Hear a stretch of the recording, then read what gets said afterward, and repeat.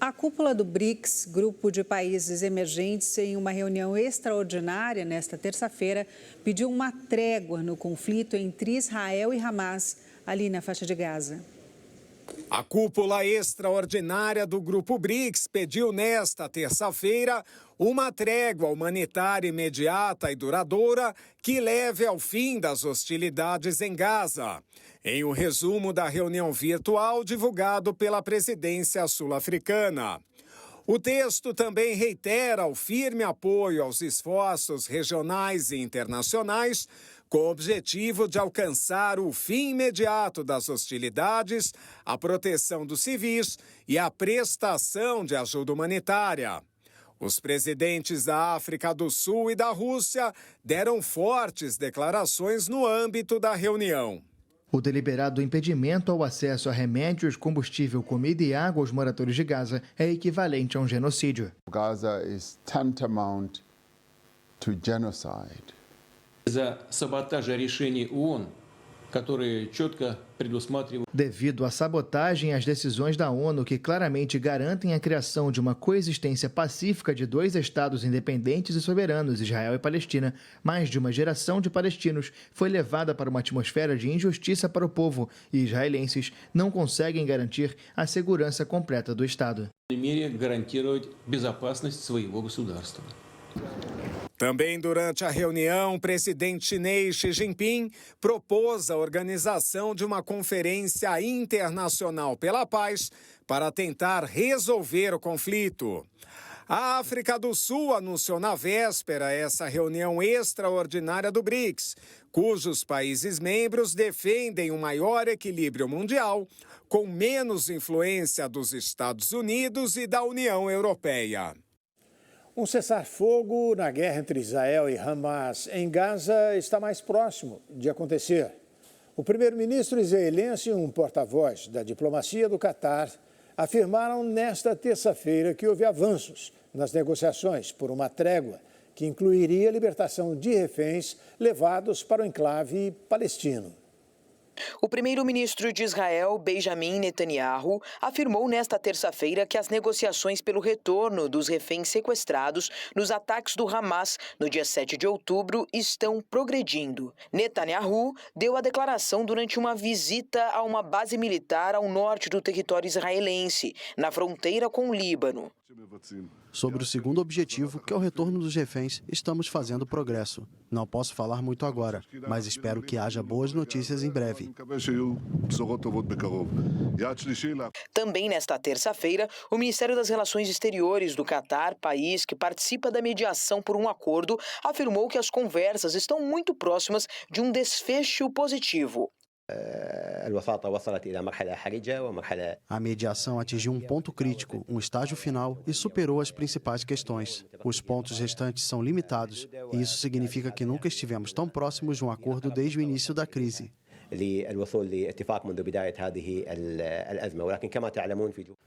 Duas fontes próximas às negociações explicaram que o acordo provisório inclui uma trégua de 5 dias, o que implicaria em um cessar-fogo na faixa de Gaza e em uma limitação às operações aéreas de Israel no sul do enclave. Em troca, entre 50 e 100 reféns capturados pelo Hamas e pela Jihad Islâmica, outro grupo armado palestino, seriam libertados. Apesar dos avanços nas negociações por uma trégua, os moradores de Gaza permanecem céticos quanto à interrupção dos ataques israelenses. Se o cessar-fogo acontecer, vai abrir caminho para outros. Pedimos a Deus que aconteça, mas nossa confiança em Israel não existe. Esse é o ponto. Não acreditamos em Israel. Eu não acredito que Israel vai se comprometer com uma trégua, mas permanecemos esperançosos por um cessar-fogo. فاحنا ان شاء الله بنتمنى انه يصير وقف اطلاق نار. Em comunicado publicado no Telegram, nesta terça-feira, o líder do Hamas, Ismael Haniyeh, que vive no Catar, afirmou que o movimento islamista está próximo de chegar a um acordo com Israel. A guerra na faixa de Gaza chega ao 46º dia, com mais de 14 mil mortos, segundo informações fornecidas por autoridades dos dois lados. O ataque do Hamas ao território israelense deixou 1.200 mortos e resultou em cerca de 240 reféns levados para Gaza. Em resposta, os incessantes bombardeios de Israel contra o enclave palestino já mataram pelo menos 13.300 pessoas, incluindo milhares de crianças, de acordo com o Ministério da Saúde do governo do Hamas. E 4 civis morreram em bombardeios no sul do Líbano nesta terça-feira. 2 eram jornalistas de uma emissora de televisão. 4 civis, entre eles 2 jornalistas, morreram nesta terça-feira no sul do Líbano em ataques israelenses, de acordo com a agência oficial de notícias ANI e o canal Al Mayadeen, para o qual trabalhavam os repórteres. O canal de televisão libanês Pro-Iran Mayadeen informou as mortes do repórter Rafa Omar e do repórter cinematográfico Habib Mamari em um ataque deliberado de Israel. O diretor do canal afirmou que o civil que morreu ao lado dos jornalistas era um colaborador da emissora. Em 13 de outubro, um jornalista da agência Reuters, Issam Abdallah, morreu em um bombardeio parecido, no qual outros 6 profissionais da imprensa ficaram feridos. Um mês depois, um cinegrafista da Al Jazeera foi ferido por tiros israelenses, quando participava na cobertura dos bombardeios com outros correspondentes do sul do Líbano. Desde o início da guerra entre o movimento palestino Hamas e Israel, em 7 de outubro, os confrontos do exército israelense com o movimento libanês Hezbollah são quase diários, ainda que limitados à zona de fronteira. Os combates deixaram pelo menos 92 mortos no Líbano, a maioria combatentes do Hezbollah, mas também 14 civis. A Alemanha anunciou nesta terça-feira um novo pacote bilionário de ajuda militar à Ucrânia. Berlim, no entanto, segue relutante em fornecer mísseis de cruzeiro por temores de ataques contra o interior do território russo. Reforço alemão para as tropas ucranianas. O ministro da Defesa da Alemanha anunciou, em visita a Kiev, nesta terça-feira, uma nova ajuda militar à Ucrânia de 1 bilhão e 300 milhões de euros, cerca de 7 bilhões de reais, no momento em que o Ocidente tenta dar garantias de que continuará apoiando o país, presidido por Volodymyr Zelensky. Segundo Boris Pistorius, a ajuda inclui munições de artilharia e 4 novos sistemas de defesa antiaérea, Iris, TSLM, dos quais a Ucrânia necessita com urgência. Eu tenho a honra e o prazer de anunciar um novo pacote durante esta minha visita. Um pacote que inclui 4 novos sistemas Iris TSLM, munições de artilharia e minas de defesa. Estamos todos juntos e acredito que esse pacote de 1 bilhão e 300 milhões de euros seja o 5º desde o último inverno. Vamos ajudá-los na luta contra a agressão russa.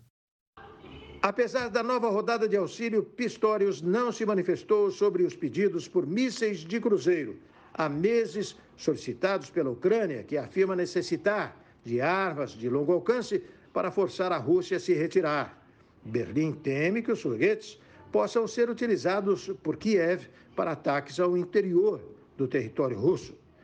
A Alemanha já havia anunciado no dia 12 de novembro que duplicaria a ajuda militar aos ucranianos em 2024, disponibilizando um total de 8 bilhões de euros às forças do país.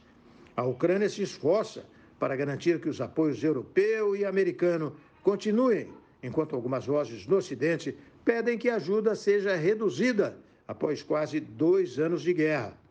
O chefe do Pentágono já havia anunciado na segunda-feira, durante visita a Kiev, um pacote no valor de 100 milhões de dólares. A tentativa de resgatar 41 trabalhadores presos em um túnel que desabou parcialmente na Índia continua. Nesta terça-feira, os operários foram vistos pela primeira vez. Pela primeira vez desde o acidente, as equipes de resgate conseguiram ver nesta terça-feira, em imagens registradas por uma câmera, os 41 operários presos pelo desabamento há 10 dias de um túnel em construção no norte da Índia. Nas imagens registradas com uma câmera endoscópica colocada em um tubo fino utilizado para fornecer oxigênio, comida e água aos trabalhadores, os 41 homens parecem exaustos e ansiosos. Os integrantes da equipe afirmaram aos homens bloqueados que não se preocupem, que vão ser retirados com segurança.